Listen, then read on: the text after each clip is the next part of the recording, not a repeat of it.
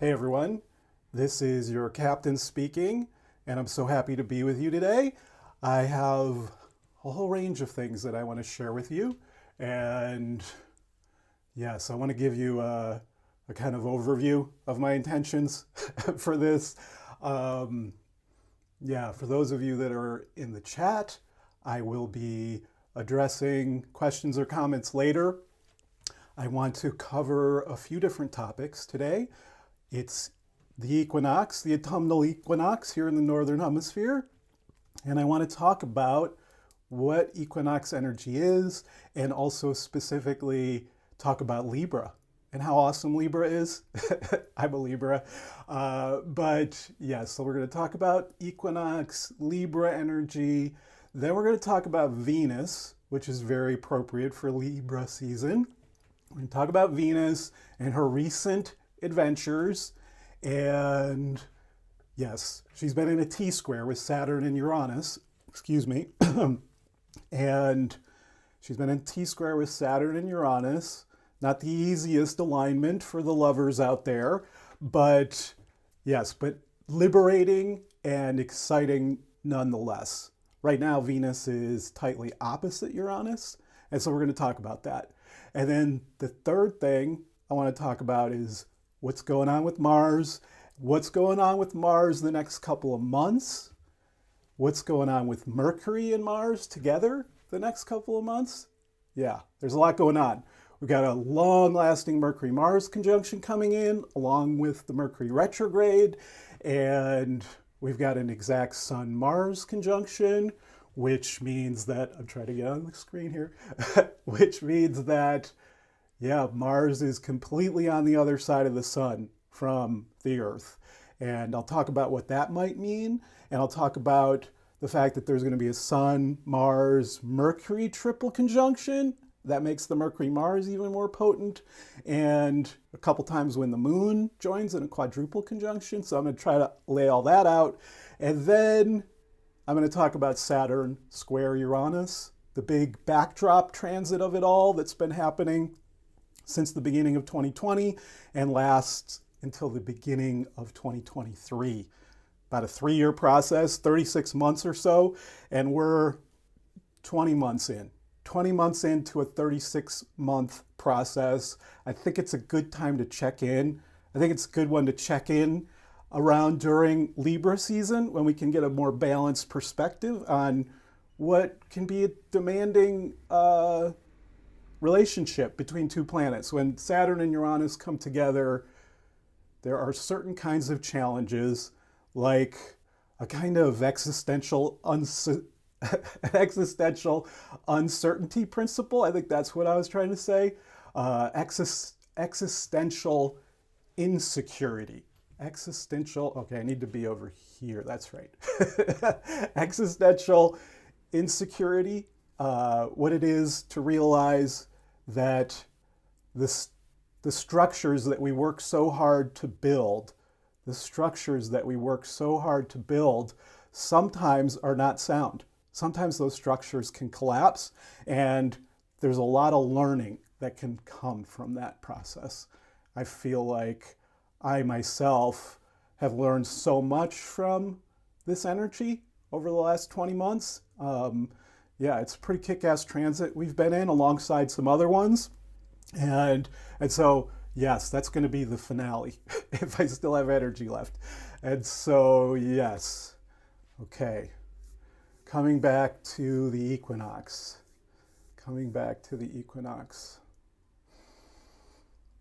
I thought I'd just share, just some of my unique experience about the autumnal equinox. Just from my perspective of, my encounters throughout my life with autumn, how that's shaped my experience of the sign Libra. I want to acknowledge that in the southern hemisphere, this is the spring equinox, which has certain things in common with the autumnal equinox. They are both points where there's an equal amount of day and night light. So the light comes into balance, and It's like there's a balancing of the seasons. I'll say more about it in a moment, but it's like the feeling of coming back from extremes, coming back either from the extreme of summer, peak warmth, peak heat, peak life force energies, to the extremes of winter, when it's coldest, when there's less energy available, less energy resources perhaps available. And so, yeah, it's different. The experience of the autumnal equinox and the spring equinox, obviously. And so it's also different if you happen to live close to the equator between the two tropics. Yeah, very different, obviously, wherever you were born and grew up, what your direct experience was of the seasons. That's my way into the meaning of the signs, my own direct encounters with the seasons.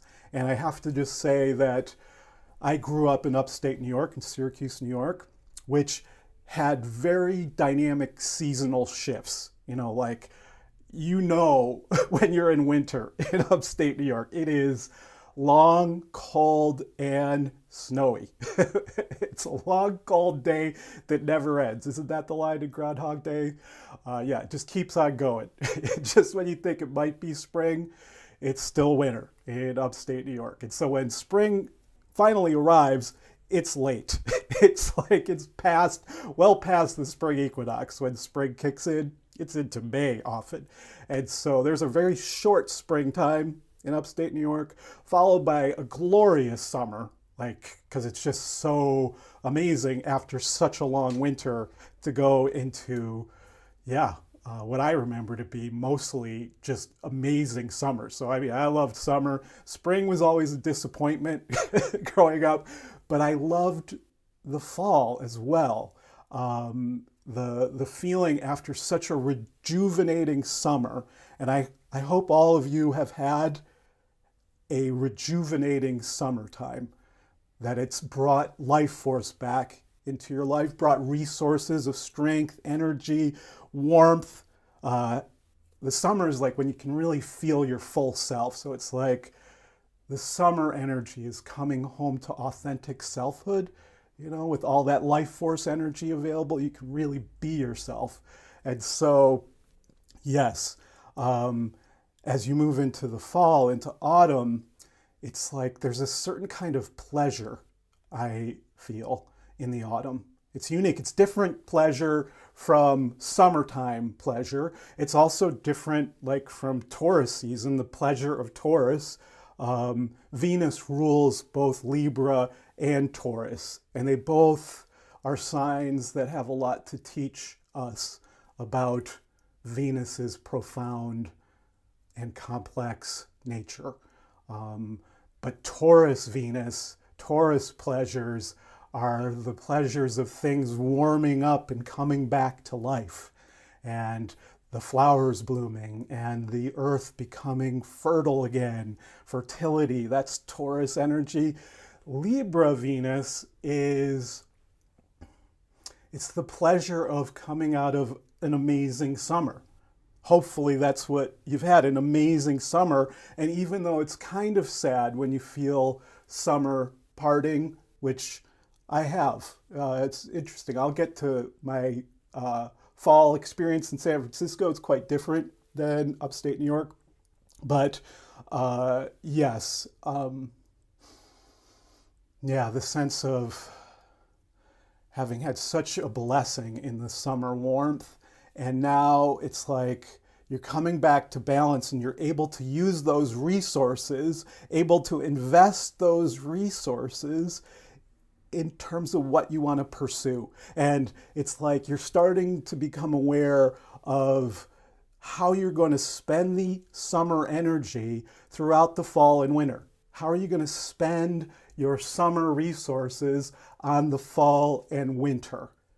And there's something about right at the beginning of the fall, when you're starting to invest your resources, whether that's in terms of learning something new or a work project or a creative outlet, whatever it is that you invest your time, energy, resources into, there's a sense of enthusiasm, like I've got new life and I can invest it wisely. I got another shot at the fall and using the harvested crops well, distributing and storing the harvested crops well. That's what we're talking about. There's a certain amount of work that goes into, it's like harvest is happening or it's over now, and depending on where you are and what the crop might be. But yeah, it's like there's a lot of work during the harvest, obviously, but just after the harvest also. You're figuring out what you're going to do with it and how you're going to store it and who you're going to sell it to and so forth. But then you get towards later in the fall and towards Thanksgiving time here in the US, and it's like you've really you're able to see your abundance as you go deeper into the fall. But here at the beginning, I think it's a time where you need to make good choices, good decisions about what you do with the gifts of summer. And there's a kind of pleasure in that because there is a balance. You're not into the depths of winter, obviously, nor are you in the depths of summertime. You're at a point of balance, and there's a kind of clear thinking that can come. Libra is an air sign. It's connected to like the sky and the kind of clarity of the air itself in Libra season. That's one of my memories of childhood. Of course, it's in October that the leaves change color in the Northeast, and just the beauty of that, and kind of moving towards Scorpio Halloween season, but the leaves are changing and they're at their full glory during Libra. And it's also when there's like the fall winds blowing. I think it's the beauty of the leaves and the air moving through them that gives a kind of clarity to the mind. That's what I remember during Libra when I was a child going to school. It's like the first months of going back to school for me were good memories for lots of reasons. It's like you become more social. Libra's more of a social energy. It's more about, the pleasure of intimate relationships. That's a Venus thing. And but the sense of a kind of clarity of mind that I was able to bring to my studies that became more difficult, I think, as you get to winter and for different reasons in the spring. And so, it's like the summer warms up your mind and then it cools off a bit and it's at its kind of crystal clarity. And so, I'm remembering these things from upstate New York. And the pleasure of that time of year. There's a kind of, just philosophically, it's like there's something about learning about extremes, learning and having a kind of balanced perspective on what extremes are. So you've got the extreme warmth and heat and light of the summer, the midsummer energy, and you got the extreme of cold and dark and contracted energy that you get at midwinter. And now it's like it's the beginning of fall. It's not mid-fall, that's Scorpio. Scorpio is mid-fall, and it has its kind of death energy, like the descent into the underworld that leads to winter. But yes, it's like I can be aware that winter is coming, and that's a certain kind of extreme that I don't really enjoy either in upstate New York or in San Francisco. It's particularly cold here and rainy and damp, and it's like I can't get out and walk, and there's there's lots of reasons I don't like wintertime here in San Francisco. It's a whole lot better and easier than winter in upstate New York. However, and that's one reason I was attracted to San Francisco, or San Francisco was attracted to me. It's like it is a place of balance in terms of it's the same temperature all year round, mainly with small variations. And so my Libra nature was attracted to the balance relatively of the temperatures and the seasons here in San Francisco. The balance of, yeah, it's like it never gets too hot, it never gets too cold, you know? And that's nice, but it's nice to have some extremes. And so Libra appreciates the extremes. That's why I got to go to Florida from time to time to be with my parents, because that heats me up, and I get a kind of a summertime energy that's always there in a way, and but then I come back to the place where it's always kind of balanced, and I like it. I like it. There's shortcomings to being so balanced, I feel.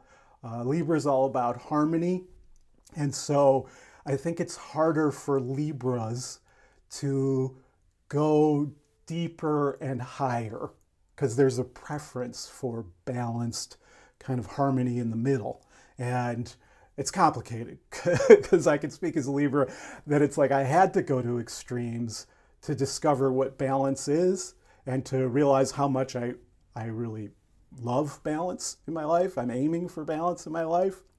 On the other hand, it's like we need the 4 seasons. We need the whole journey. And it's like each season gives you another opportunity to appreciate all 4 cycles, all 4 seasons and the cycles that they represent.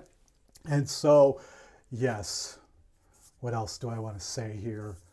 Yeah, San Francisco fall is interesting. I'll just say a couple more words about that. The one time of year where you get some extraordinary days of weather. There's not that many of them. I shouldn't say that. There's enough. It's mostly 60 degrees all year round here. Like it just averages right out at 60 versus 10 below, or 20 below or more in upstate New York, or, being able to, in the hundreds at times. It never goes anywhere near like that. But it's like there's an extra winter and it comes in the summer. Mark Twain said the coldest winter I ever spent was the summer in San Francisco, that famous line.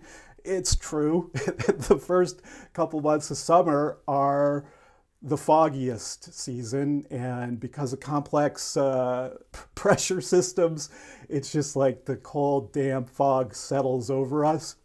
But then we get this short burst of summer energy that's mostly August and September. And so I'm still in summer to a degree here. There was a day earlier this week that was 80 and another that was in the 70s, and it could happen again next week. And so it's like, yeah, I am aware of how this time of year balances things out for San Francisco, because it is often colder at around 60. It could definitely be colder than 60, by the way. It's in the 50s in wintertime, but it's not so bad. It's just that it's relatively speaking cold, and it's like it stays cold in the summer. It's a little warmer in the spring. Anyway, things are weird here in San Francisco, but nevertheless, there is a distinct feeling to autumn, and it is pleasurable. It's a pleasurable time of year here in San Francisco. It's definitely, yeah, the sky is clear. As an astrologer, I can see clear skies. I get to watch the planets more right up until it starts raining, basically. And so, yeah, it's pleasurable. It's like I feel like I have had a month of some really good weather and a lot of good walking outside.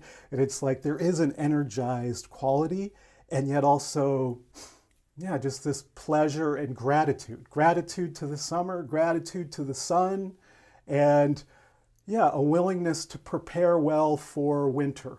The awareness that there is the other extreme, and that this moment of balance gives an opportunity to head into the next season, to move through autumn and have that movement be very